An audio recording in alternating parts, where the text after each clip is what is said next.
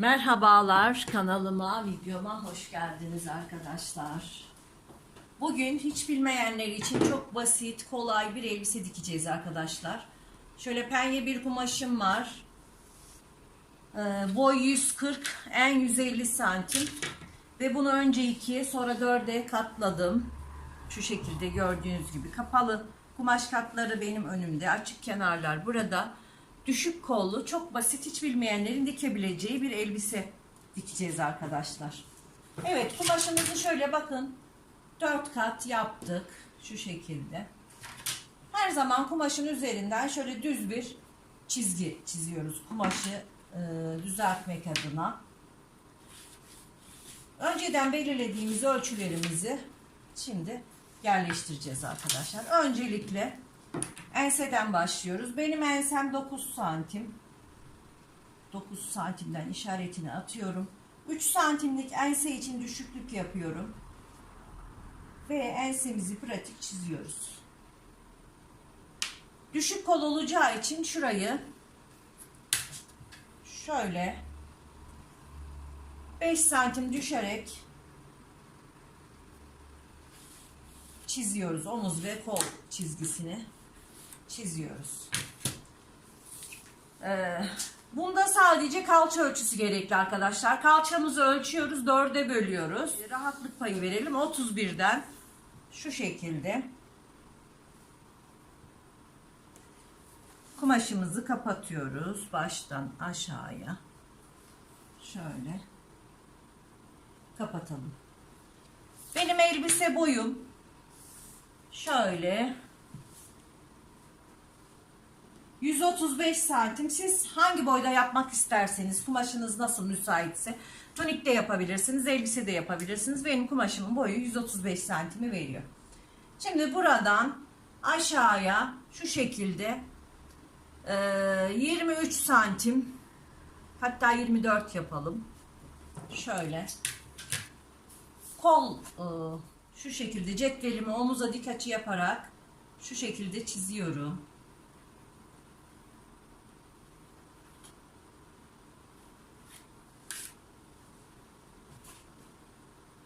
Ve şuradan 31 santimden şöyle biraz kapatalım. Kalçadan sonrasına açıklık vereceğim arkadaşlar. Şimdi omuz başından tutuyorum. Şöyle 44 santim, 45 santim belimizi çiziyoruz. 44-45 belimizi veriyor bizim. Belden çiziyorum. Bu şekilde. 20-21 santimde şuradan kalça düşüklüğünü veriyorum. Şu şekilde. Ve şimdi belden burayı kol altını yuvarlıyorum. Şöyle pratikte yuvarlayabiliriz.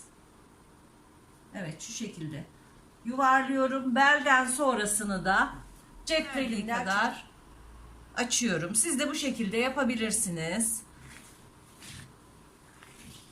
Kumaşımın verdiği kadar belden açtım.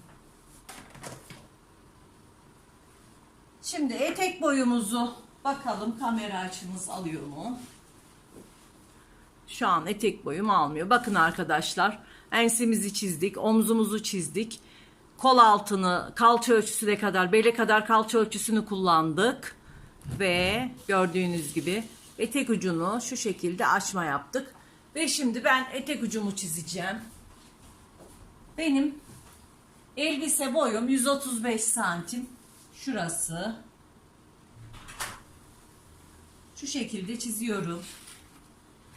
Elbisemizin etek ucu sarkma yapmaması için buradan 1,5 santim 2 santim yukarı çıkıyorum. Riga cetvelimle etek ucunun sarkma payını çizerek atıyorum arkadaşlar. Bakın. Şu şekilde çizdim. Bu şekilde çizerseniz hiçbir şekilde sarkma yapmayacaktır. Çizgilerimizi daha netleştirelim. Evet arkadaşlar, bu elbiseyi hiç bilmeyen arkadaşlarım çok rahatça dikecekler. Şimdi elbisemin boyunu hiçbir pay vermeden kesiyorum. Payı içinde. Siz istediğiniz boyda yapabilirsiniz. Şimdi yanını kesiyorum. Gayet bol salaş bir elbise. Şimdi bele kadar kestim gördüğünüz gibi. Kamera açımdan yukarısı gözükmeyecektir. Birazcık katlayalım. Kendimize doğru çekerek katlayalım. Ve bakalım, evet gözüküyor şimdi. Şimdi koltuk altını kesiyorum. 4 kat ön ve arka ikisi birlikte çalışıldı arkadaşlar. Şimdi burayı da kestik. Ensemizi kesiyoruz. Arka yakaya göre 4 katı da kesiyoruz. Omzu da kestik. Şimdi buraya kol yapacağız arkadaşlar. Bakın. Kumaşımızı 4 kat katladık. Şu şekilde. Şöyle kumaş katlarını omza getiriyorum. Çünkü burada dikiş olsun istemiyorum. Şu şekilde koyuyoruz. Benim kol ölçüm omuzdan 65 santim. Şimdi omuzdan tutuyorum. Şu şekilde şöyle 65'i işaretliyorum. Buradan yapmak istediğiniz manşet ölçüsünü çiziyorsunuz. Ben şöyle 15 tercih ediyorum. 15 santim yeterli. Şimdi buradan da şu şekilde riga cetvelimle çiziyorum. Bakın şöyle. Kolumuz da tamamdır. Şimdi çok kolay, basit. Hiç bilmeyen arkadaşlarım bu elbiseyi sadece kalça ölçüsünü alarak kendilerine ya da istedikleri kişiye dikebilecekler. Gördüğünüz gibi kolumuz da tamam. Şurayı açalım katını. Bu kolumuz. Şimdi elbisemin tek katını alıyorum ve önde yaka uyumunu yapıyorum. Yaka tercihi de yine size kalmış arkadaşlar. V yaka, sıfır yaka, kayık yaka, istediğiniz her türlü yakayı çalışabilirsiniz. Ben sıfır yaka tercih ediyorum. Şu şekilde. İstediğiniz açıklığı verebilirsiniz. Evet. Çok kolay bir şekilde elbisemizi kesip dikiyoruz. Evet. Şimdi 3 santim arka için düşmüştük. Şöyle ben 12 santimden yakamı açıyorum. 1-2 santim düz çizdikten sonra yaka kavisini vererek yakamı çiziyorum. Eğer siz beceremezseniz riga cetvelleriyle cetvel kullanarak da yapabilirsiniz.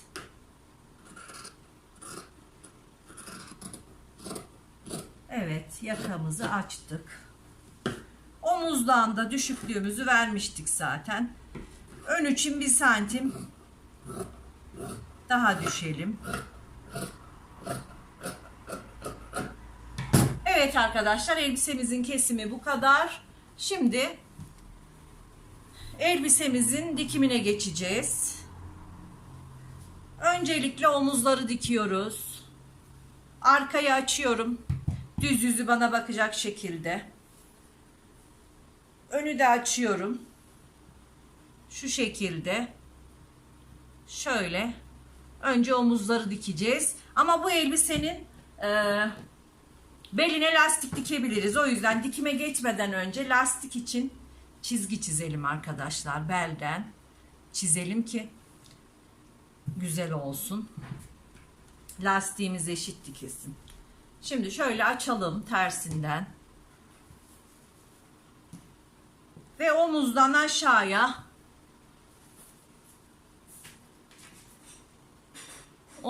aşağıya şöyle 44 santimden işaretleyelim. 44'te buradan işaretleyelim. Ve bunu düz bir şekilde çizelim ki lastiğimizi tam bu çizgi üzerinden diktiğimiz zaman çok şık olacaktır. Hemen çiziyorum. Burayı da çiziyorum. Bu arka bedenimiz. Şimdi ön bedenimi de aynı şekilde çiziyorum. Ters yüzünden. Çünkü lastiği ters yüzünden dikeceğiz. Evet. Omuz başından şuradan çiziyorum. 44 santimden. Şuradan da işaretliyorum.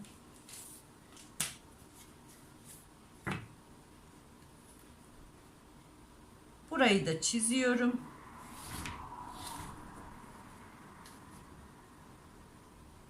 Evet. Lastik takacağımız yeri çizdik. Şimdi dikime geçiyoruz arkadaşlar. Evet.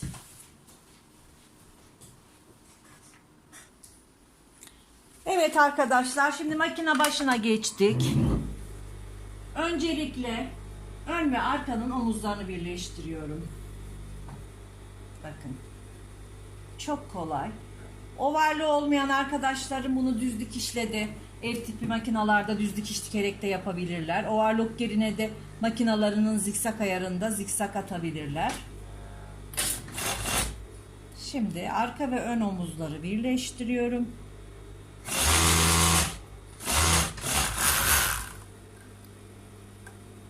Hemen ikinci omzumuzu da birleştiriyoruz.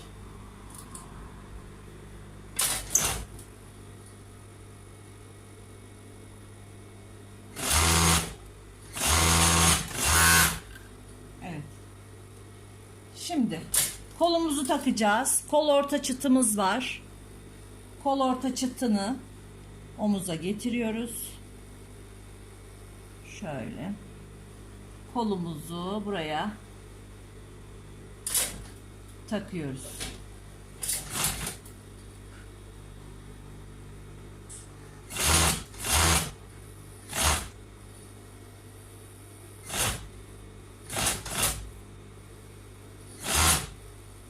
Kolumuz biraz fazla gelebilir çünkü dikiş payı biraz fazla verdik. Şimdi tek yanını kapatacağım. Tek yanını kapattıktan sonra belimizin lastiğini takacağız düz makinede. Şimdi kolun fazlalıklarını buradan atıyorum.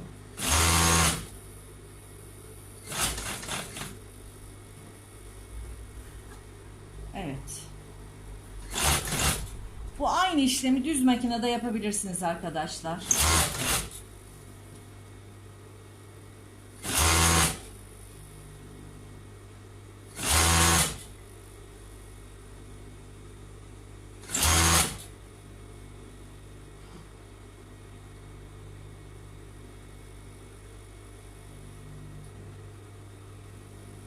Evet.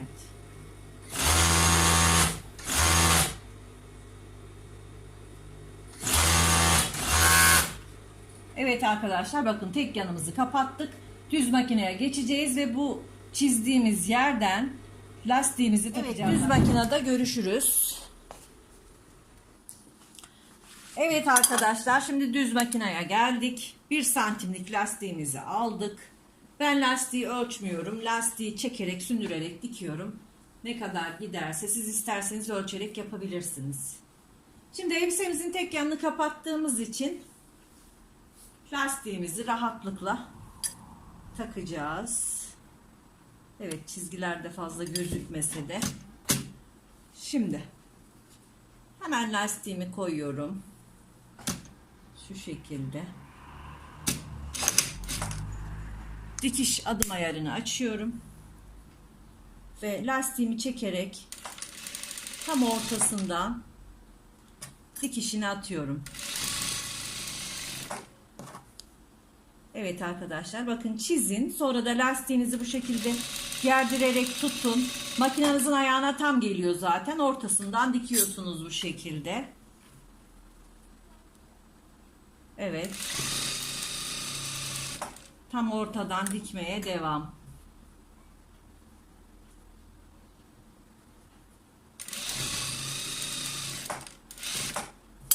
Ben bu şekilde lastiğine devam ediyorum.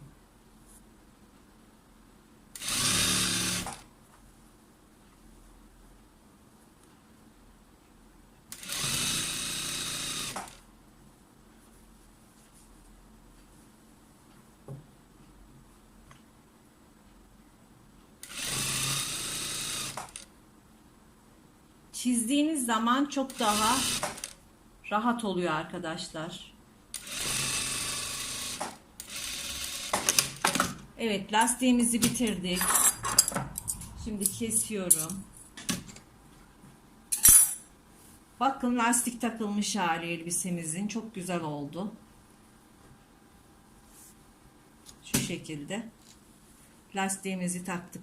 Şimdi ben elbisemi tamamlayıp geliyorum. Yakasına biye takacağım. Daha önceki videolarımda biye takma işlemi vardı arkadaşlar. Elbisemin bitmiş haliyle görüşmek üzere.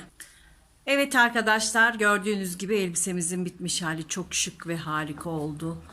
Bakın, beldeki lastik detayına, yakasına ve kolumuza arkadaşlar, gördüğünüz gibi harika oldu. Siz de bu şekilde benim videolarımı izleyerek kendi ölçülerinize göre elbiselerinizi dikebilirsiniz arkadaşlar. Hoşça kalın, sağlıkla kalın. Beğeni ve yorumları unutmayın lütfen.